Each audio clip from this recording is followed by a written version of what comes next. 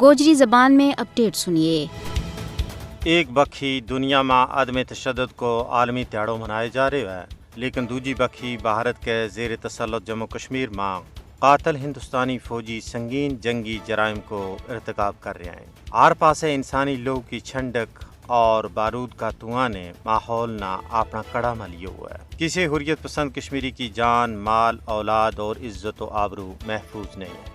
نہ صرف عام کشمیری بلکہ انسانی حقوق کا محافظہ، صحافیاں، وکلاء اور اساتذہ کرام نے کالا قانون UAPA کے تحت ناکردہ جرائم کی پاداش میں سزا دیتی جا رہی ہے۔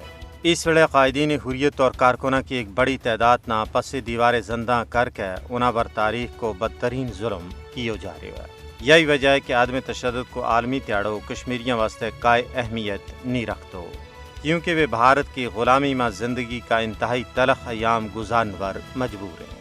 ان کی فریاد سننے والا کوئی نہیں۔ دنیا اپنی آنکھ اور کان بند کر کے خاموش تماشائی کو کردار ادا کر رہی ہے۔ ان کی صدا صدائے بحر بن کے رہ گئی ہے۔